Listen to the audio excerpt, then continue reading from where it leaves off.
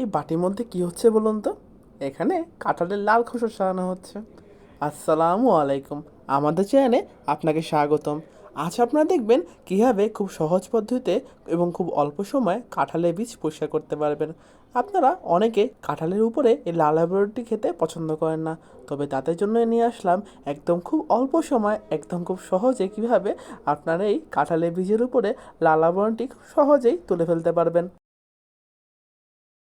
আর সত্যি বলতে লালাবন ছাড়া কাঁঠালি বীজ খেতে আরও আরও অনেক বেশি টেস্টি লাগে। তাই চলুন দেখে নেই কীভাবে খুব অল্প সময় এবং খুব সহজেই কাঁঠালি বীজের উপর লালাবনটি আপনারা সহজেই পরিষ্কার করতে পারবেন। আরেকটা কথা, আপনারা এভাবে কিন্তু কাঁঠালি বীজ সারা বছর ধরে ফ্রোজেন করে রাখতে পারবেন এবং যখন খুশি তখন খেতে পারবেন। সর্বপ্রথম আমরা এই কাঁঠালি বীজের উপর থেকে এই শক্ত আবরণটি ছাড়িয়ে নিব। এই যে এবার যে কাঁঠালের বীজের উপরে যে লাল আবরণটি রয়েছে আমরা এটাকে খুব সহজেই তুলে ফেলবো। আর এই খোসা ছাড়ানো কাঁঠালের বীজ খেতে অনেক অনেক টেস্টি লাগে। এবার আমরা এই গরম পানির মধ্যে দিয়ে দিব একটি লেবু।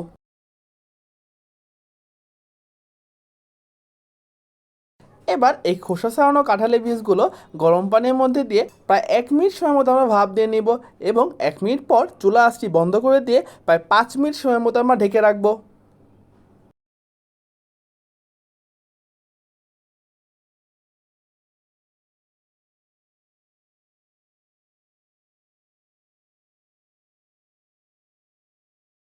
এই লেবুর টোটকার কারণেই কিন্তু এখন আমাদের এই কাঁঠালের বীজ থেকে খোসা একদম খুব অল্প সময় এবং খুব সহজেই আমরা ছাড়িয়ে নিতে পারবো। এবার এই বক্সের মুখটি বন্ধ করে ভালো মতো আমরা ঝাঁকিয়ে নেব। ঝাঁকাতে ঝাঁকাতেই এই কাঁঠালের উপর সম্পূর্ণ খোসা একদম সহজেই উঠে যাবে এবং আপনারা পেয়ে যাবেন আপনাদের সুস্বাদু কাঁঠালের বীজ এবং তাতে থাকবে না কোনো খোসার ঝড় ঝামেলা। দেখুন খুব সহজেই খুব অল্প সময়ে এই ঝাঁকাতে ঝাঁকাতেই কিন্তু একদম খোসার আবরণ উঠে গেছে।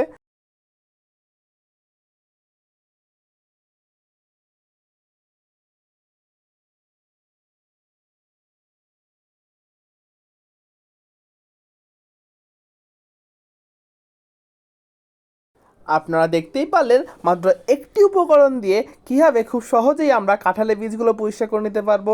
আর এই কাঁঠালের বীজ এখন যে কোনো তরকারিতে দিলেই তরকারির স্বাদ অনেক অনেক গুণ বাড়িয়ে দিবে। আর খোসা ছাড়ানো কাঁঠালের বীজ খেতে সত্যি অনেক সুস্বাদু লাগে। তাই এখন থেকে আর খোসাসহ কাঁঠালের বীজ একদম খেতে হবে না, আর কোনো ঝড় ঝামেলা ছাড়াই আপনারা খুব সহজেই পরিষ্কার করে নিতে পারবেন। এবার আমরা একটি পেপার বা টাওয়ালের উপর এই বীজগুলো ভালো মতো ছড়িয়ে নিয়ে পানিগুলো একদম শুকিয়ে নেব। আমরা যদি পানি শুকিয়ে ডিপ ফ্রিজে ফ্রোজেন করে রাখি তবে সারা বছর ধরে আমরা এই কাঁঠালের বীজগুলো আরামসে খেতে পারবো। একদম থাকবে টাটকা ও ফ্রেশ। এবং যখন তখন আপনারা এই কাঁঠালের বীজ দিয়ে মজাদার তরকারি রান্না করে খেতে পারবেন। আর কাঁঠালের বীজের তরকারি সত্যি অনেক অনেক সুস্বাদু হয়। আর এই লেবুর টোটকা দিয়ে যদি আপনারা কাঁঠালের বীজগুলো এমন সুন্দরভাবে পরিষ্কার করে নিতে পারেন তবে তো এর সাথে কোনো জুড়ি মেলাই দেয়।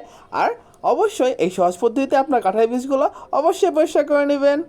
Thank you for watching this video. এই ভিডিওটি দেখার জন্য এবং আমাদের পাশে থাকার জন্য আপনাদের অসংখ্য অসংখ্য ধন্যবাদ। কমেন্ট সেকশনে অবশ্যই আপনাদের মন্তব্য জানাবেন। আপনাদের মন্তব্য আমাদের অনেক অনেক অনুপ্রেরণা জায়গায়। অবশ্যই ভিডিও লাইক করবেন, কমেন্ট করবেন আর শেয়ার করবেন। আর নতুন হয়ে থাকলে আমাদের চ্যানেলটি সাবস্ক্রাইব করবেন, কারণ এই চ্যানেলে রয়েছে নতুন মজাদার video. Thank you for watching this video. ও আরেকটি কথা, আমাদের চ্যানেলের মালিক মিস মিকি ম্যামের পক্ষ থেকে আপনাদের অসংখ্য অসংখ্য ধন্যবাদ। Thank you for watching this video. আবার আসবেন। ধন্যবাদ।